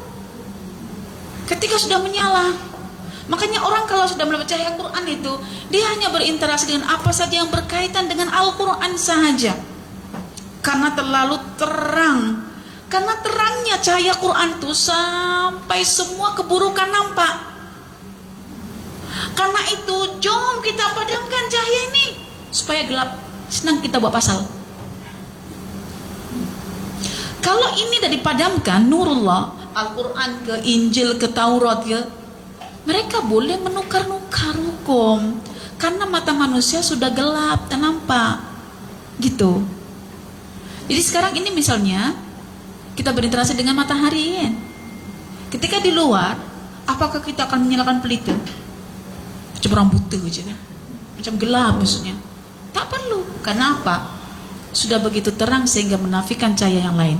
So orang kafir itu melihat Al-Quran dan Islam yang bersandar pada Quran itu terangnya macam matahari ini. Jadi mau tak mau mereka nak padam. Bila padam baru mereka buat cahaya-cahaya kecil menurut sangkaan mereka. Dan cahaya-cahaya itu mereka sangka boleh berkekalan. Tetapi Allah kata Allah akan padamkan. So ini kehendak manusia, bayangkan. Dan kehendak manusia dari dulu sampai sekarang sama. Kemudian kita tengok versi Tuhan punya kehendak. Adakah ketika manusia diberi Allah kehendak terus Tuhan tak punya kehendak? Tentu ada kehendak, tapi kehendaknya tentu akan bercanggah. Wa ya'ba, dan Allah enggan cahayanya ini dipadamkan. Illa ayyutimma nurahu, melainkan Allah berkehendak lebih lagi menyempurnakan cahaya Quran ini, walaupun orang-orang kafir tak suka dengan cahaya ini ketika menyerlah. Jadi Quran itu cahayanya kalau semakin ingin dipadamkan dengan mencari-cari kesalahan, dia tuh semakin menyerlah karena dia mengorek-ngorek. Kalau dikorek-korek itu dia akan menyerlah. Jadi Islam itu semakin hendak cahaya Quran, cahaya Islam itu ketika diusahakan untuk dipadamkan dengan mencari-cari kesalahannya itu semakin akan terselah. Berapa ramai orang yang mau mencari kesalahan Al-Quran tapi justru mendapatkan hidayah. Kan? Jadi kalau ingin mengetahui cahaya Quran, coba korek-koreklah kesalahan Quran tuh. Rasanya tak sesuai dengan ini, tak sesuai. Kajilah, pasti Allah akan bagi itu. Kalau dasarnya kita mencari kebenaran. Oke, misalnya orang mencari kebenaran tentang fakta psikologi. Betul ke memaafkan ini solusi, bukan meluahkan. Aku tak setuju. Kalau aku meluahkan itu, mesti aku akan rasa senang, happy, puas gitu. So dia mencari data-data tentang kemaafan dalam Quran. Tapi ujungnya mesti akan mendapatkan yang Quran itulah yang terbaik. Oke, jadi di sini itfa memadamkan. Kalau di sini itmam itu adalah menyempurnakan. Jadi maksudnya gini, tindakan balik. Kalau ada orang nak padamkan cahaya Quran, Allah yang akan naikkan. Maka berlaku orang masuk Islam itu, ya begitu tuh. Etis masuk Islam itu, ya begitu itu. Mereka nak padamkan, Allah serlakan. Padamkan, serlakan. Dan ketika Allah menyerlakan itu, pertama, serlakan dalam hati mereka. Yang kedua, dalam lisan mereka ketika masuk Islam. Kalaupun mereka tak masuk Islam, at least mereka sudah mengakui Islam itu benar. Itu sudah cukup bagi kemenangan Islam. Oke, saya tanya, orang-orang Yahudi sekarang, mengapa mereka sudah menanam pokok gharqad, pokok tempat mereka berlindung? Karena tasdik, karena sudah percaya bahwa masa depan mereka tuh begitu, so mereka sediakan. Okay? Jadi di saat mereka membunuh sahabat-sahabat saudara-saudara kita, mereka percaya Quran itu benar, Nabi itu benar. Cuma mereka nak melegalkan jiwa, caranya aturan jiwa ini dipadam dulu. Aturan jiwa dipadam. Coba sekarang nih perempuan ya, kalau Quran sudah hilang daripada kita, dipadamkan semua, kita tak kenal Quran. Bebas kan buat apa saja? Tapi selagi Quran itu ada dan ada yang menegakkannya, kita tak boleh bebas. Oke, saya tanya, akak boleh bebas ke? Ketika misalnya sudah baca Quran, faham Quran, balik rumah ada aturan dalam rumah, pas itu akak suka hati aku lah, tak bisa bebas. Ketika kita mengucapkan kalimat asyhadu an la ilaha illallah, itu kita sudah terikat dengan aturan Tuhan. Itu namanya akidah. Ikatan yang mengikat hati seorang hamba itu dengan Tuhannya, sehingga dia akan follow apa yang Tuhan itu kata. Karena perkataan Tuhan kalau di follow itu jalan menuju Tuhan. Jalan menuju Tuhan itu perkataan Tuhan tadi itu. Itulah wahyu. Oke. Walau karihal kafirun, walaupun orang kafir itu setuju. Maknanya orang ini yang tidak mengisahkan Allah, yang menjadikan ruhban dan ahbar sebagai arbab, itu sifatnya adalah kafir. Nanti yang kedua sifatnya adalah musyrik. Lengkap, dua-duanya ada. Kufur iya, musyrik pun iya. Oke, sekarang kita tengok tindakan Tuhan. Bagaimana Tuhan menyelesaikan? Kan Tuhan punya kehendak. Oke, kehendaknya untuk menyerlakan cahaya Al-Quran, cahaya wahyu. Kehendak manusianya memadamkan cahaya wahyu. Ini manusia ini majority ya. Ini majority. Hampir semua bersepakat nak padamkan cahaya wahyu. Kita yang sedikit ini sedang diliputi oleh mereka. Dan kita mau tidak mau kena buat kesedaran. Jangan cuma bincang tentang conscious mind dengan subconscious mind saja. Subconscious mindnya misalnya kita di bawah alam bawah sadar itu sampai 80. Sedangkan orang di sekitar kita ini sudah nak memberikan syubhat, fikiran-fikiran keliru yang salah tentang pandangan hidup kita. So kita kena sadar betul bahwa kita diliputi oleh mereka. Dan saya sudah berinteraksi ramai dengan peserta, walaupun belajar Quran, tapi banyak syubhat yang mereka terima. Oke? Okay. Kita tengok tindakan Tuhan. Huwallazi arsala rasulahu. Akhirnya Tuhan mengutuskan siapa? Rasul. Di sini siapa? Nabi Muhammad. Kan Nabi Muhammad dikelilingi orang Yahudi Nasrani kan? Dan Yahudi Nasraninya kan mereka musyrik. Orang jahiliyahnya pun sudah terpesong daripada agama Ibrahim. Jadi ketika mereka sudah pada kemuncaknya memadamkan cahaya wahyu, cahaya agama tauhid ini, maka cara Allah untuk menyerlahkan semula yutimma nurahu ini adalah dengan mengutuskan Rasul. Siapakah itu? Nabi Muhammad SAW. Maka disebut Rasulahu, dialah Nabi Muhammad. Dia mengutuskan Nabi Muhammad bil huda. Kalau bil huda maknanya, hudanya apa? Petunjuk itu apa? Wahyu itu apa? Al-Quran. Fokus Quran. Ini masih Taurat Injil. Oke? Saya bagi contoh di sinilah, ini Nurullah, ini Quran, ini maksudnya kalau kita baca untuk konteks kita. Oke, huda di sini adalah Al-Quran. So Al-Quran walaupun artinya bacaan, tetapi digantikan oleh Allah menggunakan huda, petunjuk. Artinya apa? Mengisyaratkan kalau baca Quran jangan cuma baca tak tahu petunjuknya. Oke, boleh paham? Wa dinil haq, yang kedua, Rasul ini akan membawa ajaran agama yang benar. Ajaran agama yang benar itu yang ada di sebalik petunjuk, yaitu Al-Quran. Misalnya Quran mengatakan, misalnya Quran katakan, wala taj'alu ma'allahi ilahan akhar. Kau jangan sekutukan Allah. Ajaran apa namanya itu? Tauhid. Jadi Islam mengajarkan tentang tauhid. Dinil haq. Dinil haq itu namanya Islam. Islam itu sama dengan agama fitrah. Oke, fitrah itu artinya apa? Fitrah itu artinya apa? Al-ilmu bitauhidillah. Itu kata Ibnu Asyur. Yaitu mengetahui keesaan Allah. Itu sudah ditanamkan dalam fitrah. Maka fitrah manusia itu memang akan cenderung pada agama Islam.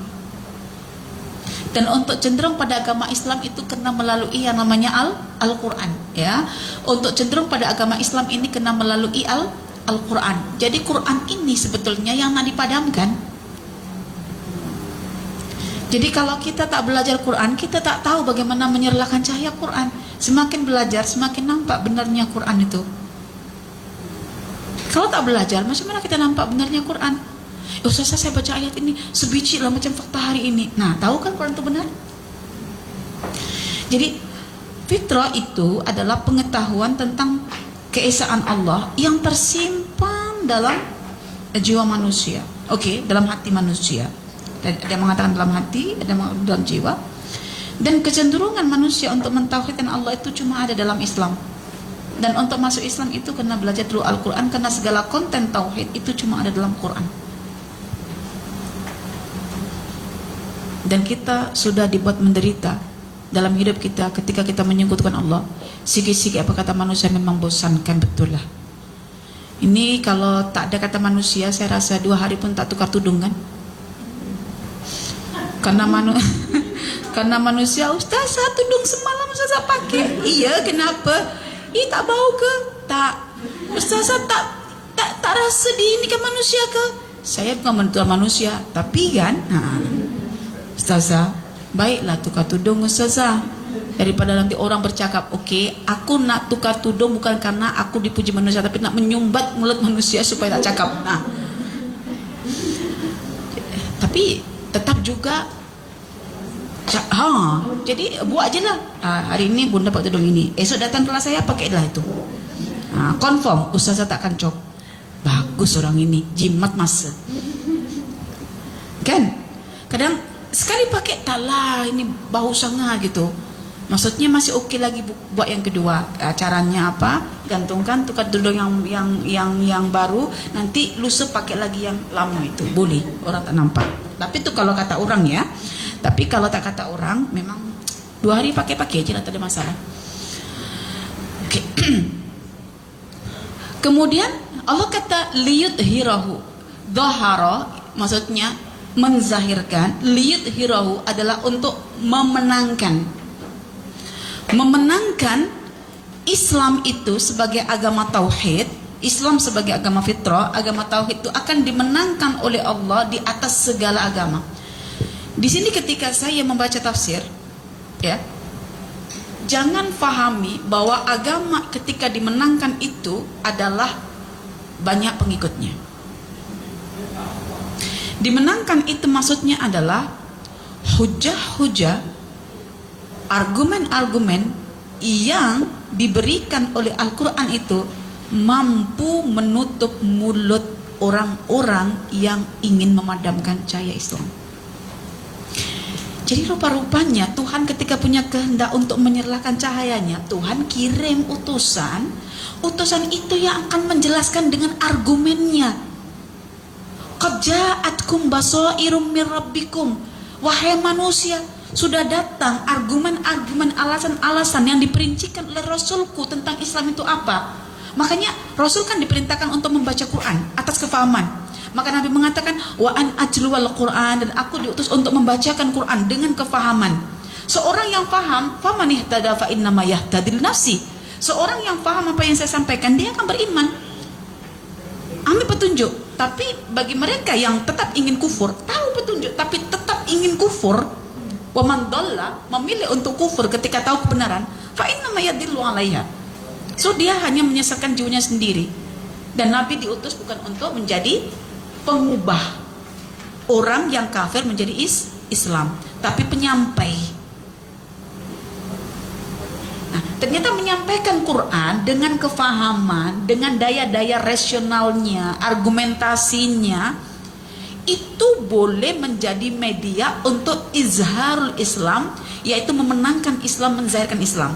Makanya yang saya contohkan tadi itu, si fulan dengan 10 pengikut, si fulan lagi dengan 1 juta pengikut.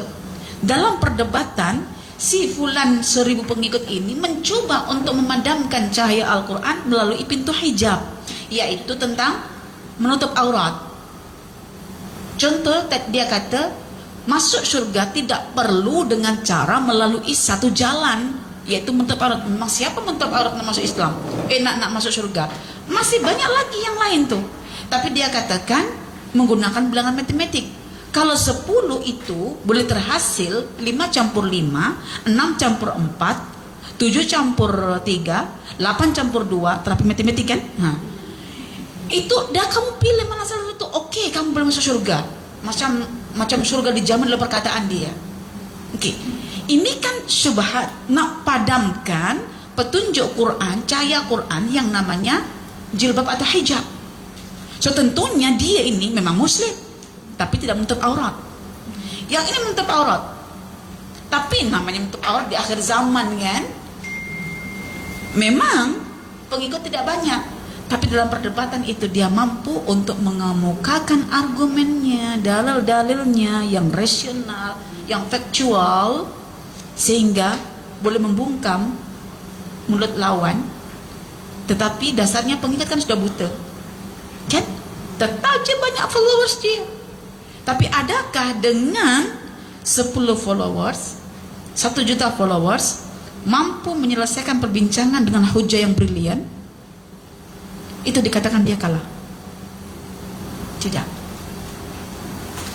Jadi kemenangan Islam itu terletak pada argumentasinya yang mampu disampaikan Rasul dengan baik. Argumentasi itu namanya basair. Itu yang disebutkan oleh Allah dalam Al-Quran surah Al-An'am ayat yang ke-104. Qad ja'atkum basairum mir rabbikum. Dah datang dari Tuhan kamu itu Al-Quran yang menyampaikan hujah-hujah, argumen-argumen yang brilian. Faman absara, siapa yang mau tengok maka dapatlah kebaikan. Waman amiya, yang tak nak tengok dapatlah kemudaratan. Wa ma ana alaikum bihafidh. Dan Nabi itu bukan diutus untuk menjaga manusia, untuk menyampaikan. Jadi macam sekarang Ustazah menyampaikan begini adalah untuk izharul Islam, untuk apa? Memenangkan Islam, untuk menzahirkan cahaya Islam. Kalau tidak dibincangkan tentang makrifat misalnya, dan dibenamkan sekian lama dengan isu-isu yang janganlah ikut jangan belajar makrifat, kita coba naikkan konten Al-Quran yang berkaitan tentang ilmu makrifat, so akan terserlah cahaya di situ. Itu cara melawan kehendak orang-orang melalui mulut sahaja yang pandai cakap tetapi hatinya kosong. Istilahnya tong kosong memang nyaring bunyinya. Dompet kosong memang ditendang istrinya. Oke, jadi ketika itulah muncul satu kebencian. Walau karihal musyrikun, orang musyrik memang tidak akan suka pun yang namanya petunjuk Al-Quran, nilai-nilai Islam yang mengajarkan tauhid itu terserlah. Jadi kita tengok Ustazah atas kafirun, yang bawah musyrikun. Iya, dua-duanya digabung gelarannya. Jadi orang yang mengitfa, memadamkan cahaya Quran karena untuk legalitas jiwanya itu dapat dicop 2 kali, yaitu dia kafir dan dia musyrik. Tapi ini Tuhan yang punya stem, kita tak perlu nak stem mereka, ya. Biarlah kita belajar untuk memperbaiki diri kita, jangan sibuk untuk mengusir lalat ketika mana harimau sedang berusaha menerkam kita, ya, betul ya. Oke, dari sinilah akhirnya kita boleh memahami satu perkara, bahwasanya belajar Al-Quran itu bukan belajar tentang apa yang sedap ya, yang saya rasa suka. Bahkan belajar Al-Quran ketika kita tak suka dengan nilai itu, sebetulnya itulah yang krusial, yang asas. Belajar tentang keesaan Allah itu luar biasa. Oke, jadi kesimpulannya Jawahirul Quran hari ini adalah kita belajar tentang keesaan Allah, dan keesaan Allah kita dapatkan dekat mana? Dekat Al-Quran. Dan Al-Quran itu coba untuk dipadamkan.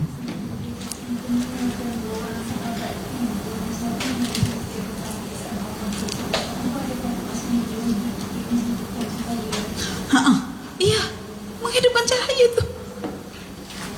Apa saja yang kita bincangkan tentang konten Al-Quran, ya, itu hakikatnya kita sedang menyerahkan cahaya Quran yang sekian lama dibenamkan. Contoh, pendidikan tauhid untuk anak-anak dah mulai dibenamkan dengan pendidikan yang lebih hebat. Contoh, pendidikan karakter.